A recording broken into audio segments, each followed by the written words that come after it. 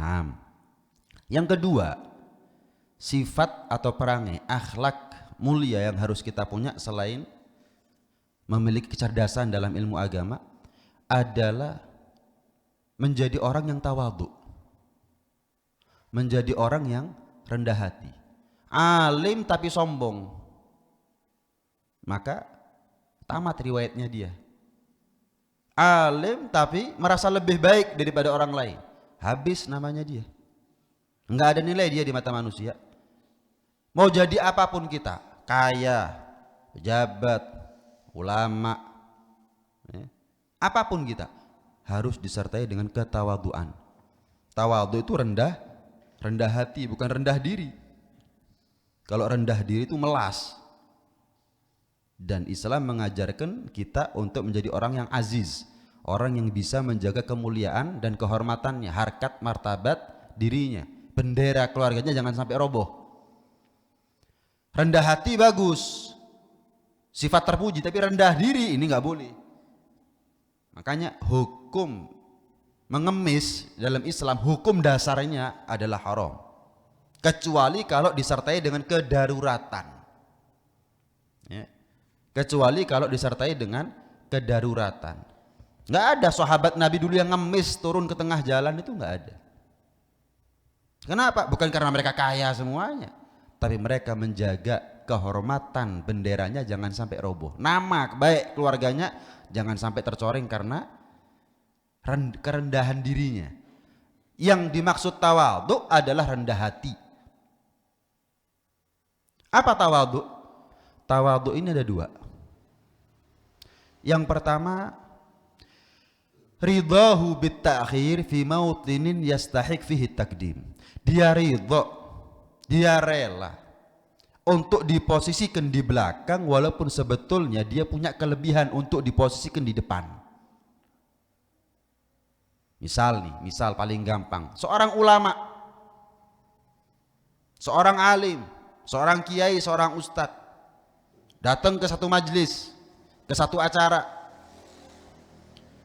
Mungkin orang nggak kenal dia sehingga dia duduk di belakang dan orang acuh tak acuh sama kehadiran dia. Walaupun hakikatnya ini ulama adalah orang yang pantas untuk duduk di depan. Sekarang pertanyaannya, apakah hati ulama tersebut bergejolak? Kok saya di sini? Orang-orang nggak kenal saya, apa? Maka walaupun dia duduk di belakang, ada benih kesombongan dalam hatinya. Yang duduk di belakang belum tentu tawadhu, yang duduk di depan belum tentu sombong. Semuanya kembali kepada batin. Maka jangan pernah kita memvonis seseorang tentang sesuatu yang kita nggak ngerti. Sesuatu yang urusan batin itu urusannya Allah, bukan ranahnya manusia. Maka jangan pernah kita ini suudzon kepada orang karena kita nggak tahu isi hatinya manusia. Kita husnudzon boleh, masya Allah, kiai fulan, ustadz fulan, habib fulan duduknya di belakang, masya Allah, tawadhu, bagus, nggak ada masalah, itu namanya husnudzon.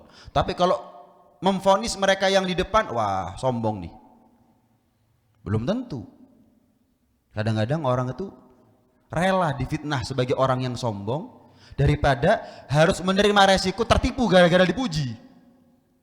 Misal nih, acara sudah dimulai, entah itu istighotsah, entah itu maulid, entah itu tahlil dan seterusnya. Ada seorang ustadz, kiai atau habib datang telat, dia maju aja ke depan. Jangan keburu suudzon kita, wah sombong. Jangan. Mungkin dia berpikir kalau saya duduk di belakang, akhirnya majelis ini nggak khusyuk. Kenapa? Orang ribut sama saya, salah tingkah, monggo bib, monggo yai, monggo ustadz, nggak mari-mari nanti. Sementara acara berlangsung, kekhusyuan dan kekhidmatan majelis perlu dijaga. Sehingga dia rela, dia maju walaupun orang wah sombong, nggak apa-apa. Bagi orang yang ikhlas cacian itu tidak berpengaruh. Tapi bagi orang yang ikhlas, pujian manusia itu bisa berpengaruh. Dari yang ikhlas jadi nggak ikhlas nanti.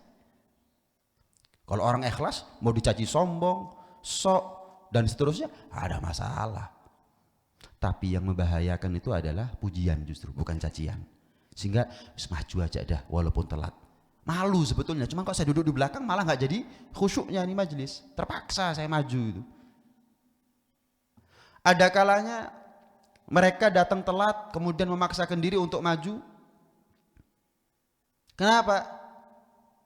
Karena mereka menjaga daripada kemuliaan ilmu yang mereka punya.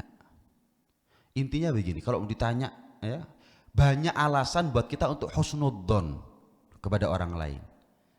Seperti yang pernah saya sampaikan di beberapa pertemuan yang lalu, sejelek-jeleknya orang itu ada baiknya.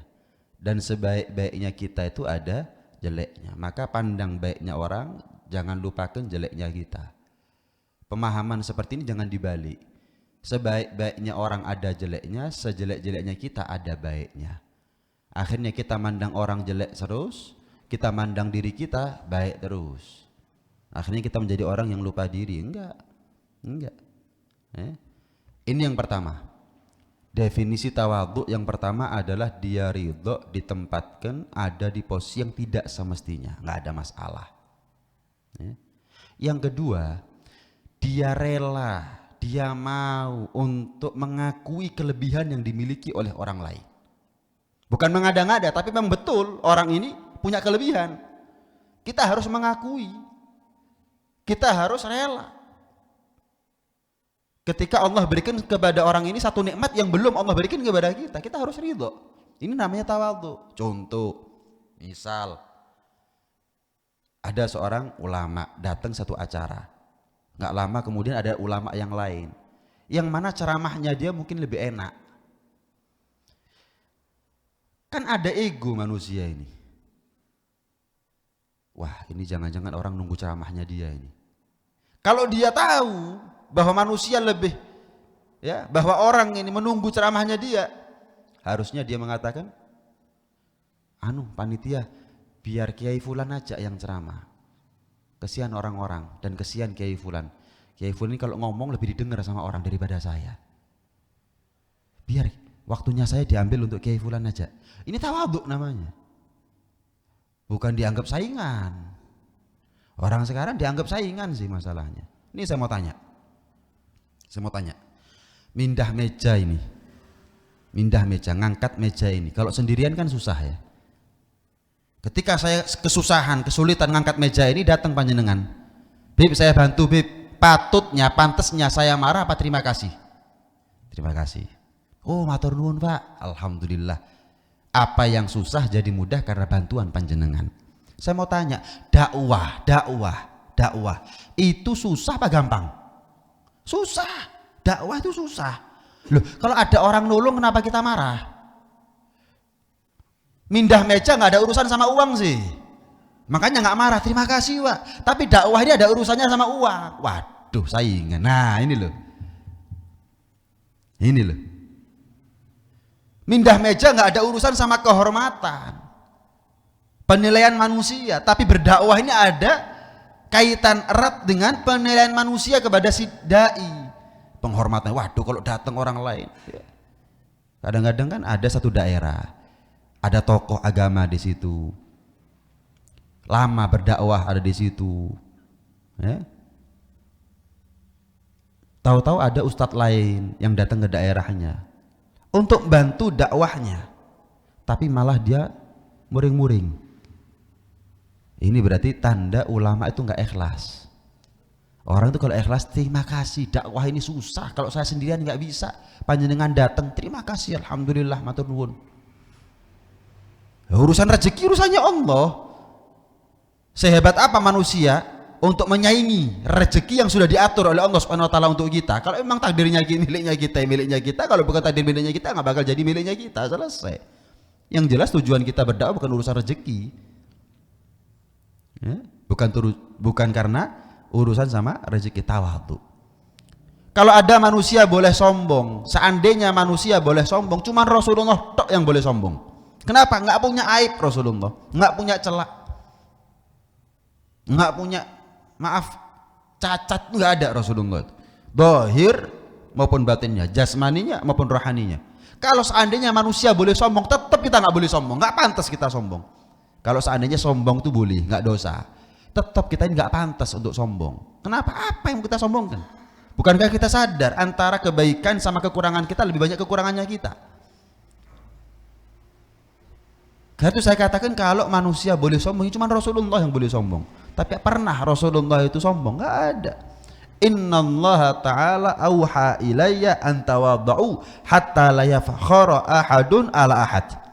Allah secara khusus, kata Nabi, memerintahkan aku untuk tawadhu, sehingga tidak ada satupun manusia yang boleh dan patut untuk merasa lebih daripada orang lain. Aku saja diperintah oleh Allah untuk tawadhu, apalagi kalian, istilahnya begitu. Secara khusus Allah perintahkan itu kepada aku.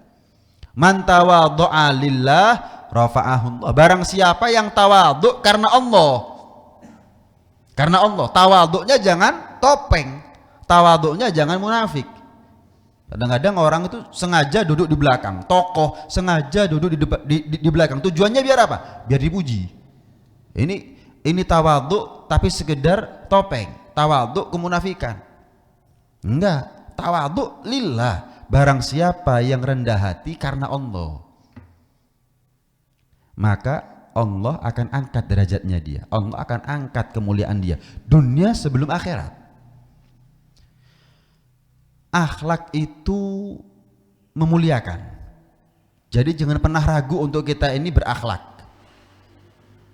Waduh Bib, saya kalau duduk di belakang Bib, orang-orang nggak ngerti siapa saya Bib. Loh, justru kalau kamu sombong, wadha'ahullah. Barang siapa yang sombong akan direndahkan dan dijatuhkan, dihinakan oleh Allah Subhanahu wa taala. Lihat Fir'aun, Qarun, Namrud, habis. Enggak. Justru orang itu kalau tawadhu akan diangkat oleh Allah. Orang itu kalau sombong akan dijatuhkan oleh Allah Subhanahu wa taala. Nih. Contoh lain. Siti Aisyah radhiyallahu taala anha wa ardhah memerintahkan amarana Rasulullah sallallahu alaihi wasallam an nunzilan nasa manazilahum. Kita ini harus bisa menempatkan orang lain sesuai dengan tempatnya. Sesuai dengan tempatnya. Kapan kita pantas jadi imam, jadi imam. Kapan kita nggak pantas jadi imam, jangan jadi imam. Kapan kita pantas untuk ceramah, silakan ceramah. Kapan ada orang yang lebih pantas untuk ceramah, kasih kesempatan orang lain. Tempatkan orang sesuai dengan posisinya. Sesuai dengan, jangan rebutan, jangan sikut-sikutan, jangan jagal-jagalan. Masing-masing punya kelebihan dan kekurangan. Oh, dalam keadaan seperti ini dia punya kelebihan, tempatkan. Contoh, kalau ada orang datang kepada saya, datang kepada kita, memuji orang lain, kan kita pegel kadang-kadang ya. Ada rasa hasut gitu, karena kita punya ego, ada sifat individualis dalam diri kita. Saya saja, jangan oleh sama orang lain. Ini nggak tawadhu. Tawadhu itu ketika ada orang memuji orang lain, kita akui, ya betul, memang orang itu baik, memang betul orang itu benar, memang betul orang itu layak dipuji. Makanya orang yang nggak mau tawadhu alias sombong susah untuk tobat. Kenapa? Nggak mau mengakui kebenaran.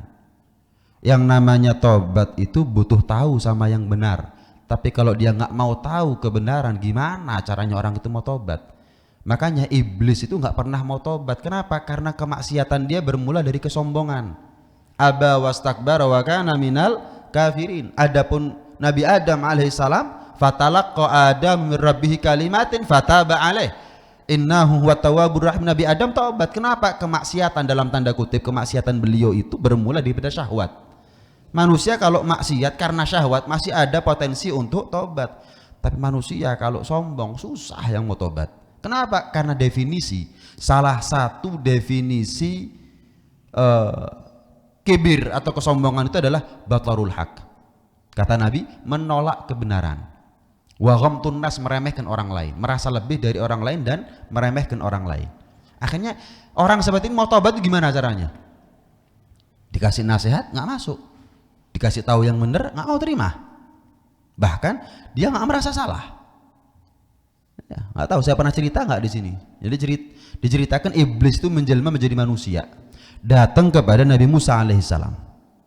Musa nggak tahu nih Nabi Musa awalnya kalau ini adalah iblis, menjelma menjadi manusia. Musa, kamu kan nabi yang kalimullah, diajak bicara langsung sama Allah. Coba tanya, kalau seandainya iblis itu tobat, diterima nggak tobatnya oleh Allah Subhanahu wa taala? Kan iblis itu parah Musa, salahnya fatal. Tapi kalau misal tobat, Allah terima nggak tobatnya iblis? Maka tanya Nabi Musa kepada Allah Subhanahu wa taala, ya Allah, ada satu umatku, satu kaumku manusia datang kepada aku tanya, kira-kira dosanya iblis yang demikian fatal, kalau misal dia tobat kepadamu ya Allah, apakah engkau terima tobatnya? Aku terima, asal tobatnya jangan cuma mulut, harus berubah. Ibarat sholat, jangan cuma saya tobat kodono sholatnya, tobat dari lama nggak sholat jadi kodoi sholatnya. Terus ya Allah bilang sama iblis, jangan cuma di mulut tobatnya. Musa yang datang sama kamu bukan manusia itu, yaitu iblisnya yang datang sama kamu itu. Bilang sama dia kalau datang lagi, kamu diterima tobatnya oleh Allah, asal jangan cuma di mulut, buktikan. Kalau dia tanya gimana cara membuktikan kalau saya serius ingin tobat kepada Allah Subhanahu wa taala, datangi kuburannya Adam, suruh sujud. Nah, akhirnya datang tuh iblis menjelma menjadi manusia. Tapi sekarang Nabi Musa tahu ini iblis. Gimana Musa? Apa jawaban Allah? Allah terima tobatnya kamu. Loh kok aku? Iblis? Ya kamu kan iblis. Dulu aku nggak tahu, sekarang aku tahu kalau kamu iblis. Allah terima tobatnya kamu, wahai iblis. Cuman jangan di mulut aja tobatnya. Kepingin tobat, tapi nggak ada pembuktian. Buktikan dong. Gimana caranya saya membuktikan kalau saya serius ingin tobat kepada Allah Subhanahu wa taala? Tahu kuburannya Adam di mana? Tahu, datangi sujud. Hah? Hidupnya Adam aku nggak mau sujud, kok matinya Adam aku mau sujud? Nah, menolak kebenaran. Menolak kebenaran. Iblis tahu itu benar, tapi karena sombong nggak ngurus. Dia tahu kalau dia salah, iblis ini. Dia tahu. Aba wastakbara wa kana minal kafir. Menolak, membangkang, sombong, kafir. Iblis itu. Nah, kalau ulama sombong, habis. Iblis ini 80.000 tahun hidup di surga. Kumpulnya sama malaikat, bahkan malaikat belajarnya sama iblis. Ulama sekarang apa yang mau disombongkan? Harus, justru ulama harus menjadi orang yang tawadhu. Sebagai figur, dia harus memberikan contoh kepada umat, dia harus menjadi orang yang tawadhu. Pernah saya teringat cerita Imam Malik bin Anas. Ya, beliau duduk di kursi seperti ini. Beliau ngajar ada di Masjid Nabawi, karena yang datang banyak, yang belakang nggak kelihatan dikasih kursi, duduk di atas. Tahu-tahu ada orang lewat, nggak dikenal, orang biasa, bukan ulama, bukan siapa. Mengutip hadisnya Rasulullah sallallahu alaihi wasallam, "Man tawadha'a lillah rafa'ahu Allah, wa man takabbara wada'ahu Allah."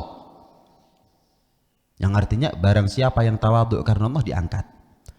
Barang siapa yang sombong karena Allah maka akan dihinakan oleh Allah. Langsung Imam Malik bin Anas, gurunya Imam Syafi'i, muridnya Imam Abu Hanifah, melorot langsung. Pinggirkan, angkat ini kursi, angkat. Saya takut kursi ini adalah awal mula kesombongan yang saya punya. Lihatlah kalau saya digitukan kan malah marah mungkin. Siapa kamu? Berani-beraninya ngomong begitu, nggak kenal aku. Wah, ini sudah. Ya. Nah, kemudian perang yang ketiga yang terakhir, cerdas iya, cerdas dalam hal ini alim iya. Kemudian tawadhu sudah, maka semuanya kembali kepada keikhlasan seseorang. Alim, tawadhu tapi nggak ikhlas, wah, walaupun di mata manusia dia dianggap mulia, tapi di mata Allah nggak ada kemuliaannya sama sekali. Nggak ada kemuliaannya sama sekali. Wa ma umiru illa liya'budullaha mukhlishina lahuddin. Ala lillahi dinul khalis. Amal ibadah yang diterima oleh Allah Subhanahu wa taala hanya yang murni, tendensinya nggak ada lain kecuali cari ridhonya Allah Subhanahu wa taala semata. Ikhlas. Apa indikator utama orang itu ikhlas? Sebagai penutup adalah dia ridho. Dia ridho untuk mengatakan yang hak adalah hak, yang batil adalah batil, sekalipun resikonya dia akan dicaci dan dicap macam-macam oleh manusia. Orang kalau ikhlas, dicaci nggak tumbang, dipuji nggak terbang, biasa saja. Selama apa yang dia sampaikan benar, maka dia tidak akan berubah karena penilaian manusia. Ridhon nas ghayatun la tudrak. Ridhonya manusia ini ibarat puncak. Sehebat apapun kita menggapainya nggak akan berhasil. Itu ridhonya manusia. Capek nuruti manusia ini. Satu bilang begini kita turuti, yang lain bilang lain lagi. Ridhullah ghayatun la tutrak. Adapun ridhonya Allah adalah puncak yang mau nggak mau harus kita capai. Nggak dapat ridhonya Allah celaka manusia. Maka jangan kita sibuk dengan sesuatu yang mustahil untuk kita capai sampai kita nggak punya waktu untuk mendapatkan atau mencapai apa yang harus kita capai. Jangan sibuk sama penilaian manusia sampai kita lupa untuk dinilai oleh Allah Subhanahu wa taala. Selama apa yang kamu lakukan benar, apa yang kamu katakan hak adalah hak, batil adalah batil, udah sampaikan saja. Nggak usah bingung. Orang kalau nggak ikhlas mikir, waduh kalau saya ngomong begini bisa-bisa nggak diundang lagi nanti. Gimana ya? Wis, anu aja dah, bahas yang lain. Nah, itu tanda bahwa dia nggak ikhlas. Dia berpikir untuk menyampaikan yang hak adalah hak, batil adalah batil, dia masih berpikir bagaimana manusia menilai dia. Enggak. Orang kalau ikhlas nggak bingung bagaimana nilainya. Sudah menjadi sunnatullah, manusia dibenci. Ya, itu sudah menjadi sunnatullah. Lihat bagaimana Rasulullah. Nggak punya alasan Abu Jahal, Abu Lahab untuk membenci Rasulullah. Ya dibenci Rasulullah. Nggak ada alasannya. Lah kalau saya dibenci wajar karena saya manusia biasa, ada salahnya, ada kekeliruannya. Tapi kalau Rasulullah nggak ada salah, nggak ada keliru, nggak ada alasan Rasulullah patut dibenci. Ya ada aja yang benci sama Rasulullah. Bahkan ada yang niat untuk membunuh Rasulullah. Lah siapa kita untuk merasa orang nggak boleh benci sama kita? Lawang kita tempatnya salah, tempatnya luput, tempatnya alpa kok. Maka jangan kita ini berubah karena apa kata manusia. Berubahlah kita apa kata Allah Subhanahu wa taala. Penilaian manusia tidak dianggap jahat sama orang, belum tentu neraka. Dianggap baik sama orang belum tentu surga. Tapi kalau Allah mutlak, absolut, baik ya surga, jahat ya neraka, selesai sudah. Jelas ini ya. Jadi hadirin hadirat sekalian rahmatillah Allah Subhanahu wa taala, kesimpulannya adalah kita sebagai manusia makhluk yang paling mulia. Maka ini kemuliaan jangan sampai jatuh, jangan sampai hina, jangan sampai rendah karena enggak cerdas, kita enggak punya ilmu agama sehingga kelakuan kita lebih buruk daripada hewan. Yang kedua, cerdas, alim, tapi harus tawadhu, jangan menjadi orang yang sombong. Kalau cerdas, alim, sombong, maka dia nggak ada nilai di mata manusia, nggak ada nilai di mata Allah Subhanahu wa taala. Cerdas, tawadhu, sempurnakan, tutup itu amal agar menjadi amal yang diterima oleh Allah. Kita punya kemuliaan yang hakiki di sisi Allah dengan keikhlasan. Karena kita tidak diperintah oleh Allah cuma sekedar ibadah, tapi juga diperintah oleh Allah untuk mendasari ibadah itu dengan keikhlasan, kemurnian niat, hanya cari ridhonya Allah Subhanahu wa taala. Ini hadirin hadirat sekalian rahmatillah Allah Subhanahu wa taala, apa yang bisa kita sampaikan pada pertemuan pagi hari ini. Mudah-mudahan kita berharap dari Allah ilmu ini menjadi ilmu yang manfaat, ilmu yang barokah zahir batin dunia sampai di akhirat. Mudah-mudahan di lain waktu, lain kesempatan kita dipertemukan kembali dalam keadaan lebih baik zahir maupun batin. Amin Allahumma amin. Amin ya rabbal alamin. Bismillahirrahmanirrahim. Alhamdulillahi rabbil alamin. Allahumma salli wa sallim ala sayyidina Muhammad wa ala ali sayyidina Muhammad. Rabbana anfa'na bima 'allamtana, rabbi 'allimna alladhi yanfa'una, rabbi faqihna wa faqih ahlana wa gharabatin lana fi dinina ma hal kutri untha wa dzakar. Rabbi wafiqna wa fiqhum lima tartadi qawlan wa fi'lan karama warzuqil kulla halalan daima wa akhilla atqiya ulama nahdha bil khair nukfa kulla syar. Rabbana sulih lana kulla syu'un wa agirra bir ridha minkal uyun waqdi anna rabbana kulla duyun qabla an ta'tiyana rusulan manun waghfir wastur anta akramu man satar wa salatullahi taghshal mustafa man ilal haqqi da'ana wal wafa bi kitabin fihi linnasi shifa wa ala al ali al kirami syurafa wa ala sahbi masabihil ghurar. Allahumma ahdina bihudak waj'alna mimman yusari'u fi ridhak wa la tuwallina waliyan siwak wa la taj'alna mimman khalafa amaraka wa asak wa hasbunallahu wa ni'mal wakil wa la hawla wa la quwwata illa billahil aliyyil azim. Wa sallallahu ala sayyidina Muhammad wa ala alihi wa sahbihi wasallam. Alhamdulillahi rabbil alamin. Syarri asraril Fatihah. A'udzu billahi minasyaitonir rajim. Alhamdulillahi rabbil alamin.